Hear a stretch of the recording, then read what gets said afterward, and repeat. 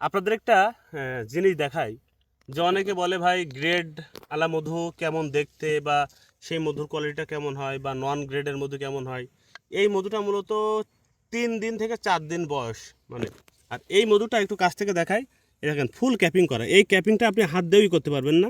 এই ক্যাপিংটার বয়স 13 দিন। এটা সরিষা ফুলের মধু, এটা 4 দিন বয়স। এটাও কিন্তু পরিপূর্ণ মধু হয়েছে। তো এই মধুটা কিন্তু খাওয়ার উপযোগী মধু, কিন্তু এটা মধু বলা চলে না, কারণ এদের মধুতে যে এনজাইম দরকার, যে ভিটামিন বা গ্লুকোজ ফ্রুক্টোজ দরকার, সেটাই নয়। আর এইটাই কিন্তু দেখা একটু পরিপূর্ণ যে মধু, আমি একটু দেখানোর চেষ্টা করি। এটা পরিপূর্ণ মধু, এটা ক্যাপিং করা। এই ক্যাপিং করা মধুটার একটু কালারটা দেখাই। এই যে দেখছেন কালার, আর এটার কালার আলাদা। এই মধুর সাথে এই মধুর কোনো মিল নাই, দেখছেন। এটা একটু সাদাটে আর একটু লালচে বর্ণের, এবং এর কোয়ালিটি অনেক ভালো। তো খাঁটি মধু চিনতে হলে আপনার অবশ্যই গ্রেডওয়ালা মধু কিনতে হবে, তা নাহলে আপনি ঠকবেন। আর সেই মধুটা আমরা দেওয়ার চেষ্টা করি ইনশাআল্লাহ।